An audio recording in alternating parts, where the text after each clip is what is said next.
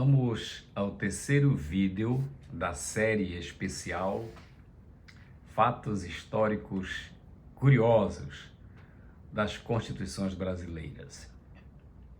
Este é dedicado à Constituição de 1824.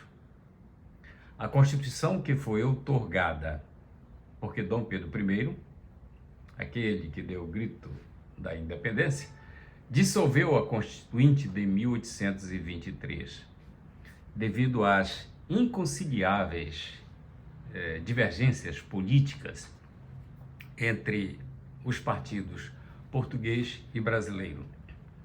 O partido português queria a instituição de um poder moderador e o partido brasileiro queria apenas a instituição dos poderes executivo, legislativo e judiciário, porque fazia oposição ao imperador. Bom, diante disso,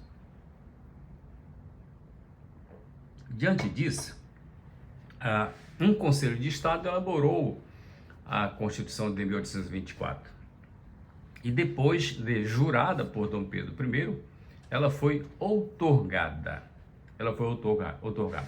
E com esta outorga, cria-se o genuíno Império do Brasil, com Dom Pedro I, a partir de 1824, portanto, 24 de março de 1824, passando a ser o imperador constitucional e defensor perpétuo daquele império.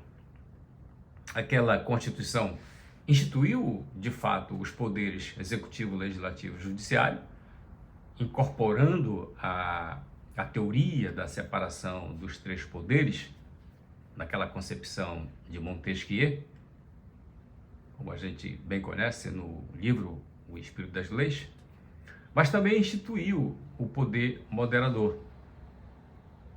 Desta forma, na verdade, não houve uma separação de poderes, porque o poder moderador dava amplos e soberanos poderes ao imperador, inclusive sobre os três outros poderes. Então, a Constituição de 1824 entra para a história do constitucionalismo brasileiro como a única Constituição que institui o poder moderador. Aquela Constituição tem vigência até o dia 24 de fevereiro de 1891, porque até o dia 23 de fevereiro de 1891, porque em 24 de fevereiro daquele mesmo ano foi promulgada a primeira Constituição republicana, a denominada Constituição da República dos Estados Unidos do Brasil, que é resultante da deposição do imperador Dom Pedro II, o Pedro de Alcântara, que foi o sucessor do trono, porque em 7 de abril de 1831, Dom Pedro I abdicou do trono em favor do filho menor, o Pedro de Alcântara, que naquela altura tinha apenas 5 anos de idade.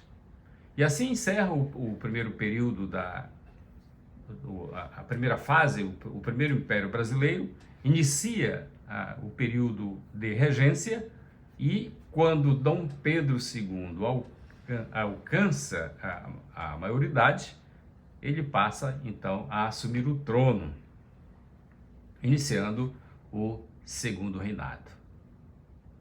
A abdicação de Dom Pedro I foi motivada por crises políticas, crises econômicas, rivalidades entre brasileiros e portugueses e o profundo desgaste da imagem e da relação política com as elites brasileiras de então. Dom Pedro I voltou para Portugal, não mais retornou ao Brasil e lá faleceu em 24 de setembro de 1834. E Dom Pedro II, que foi o genuíno foi o genuíno imperador brasileiro, porque nascido no Brasil. O que acontece com ele? Depois de governar o Império por 58 anos, houve a ruptura política do Segundo Império com a instituição da Primeira República. E com isso, ele foi exilado para a França, falecendo em Paris em 5 de dezembro de 1891. Então vejam, estes foram os fatos políticos que aconteceram na vigência da Constituição de 1824, até 23 de fevereiro de 1891.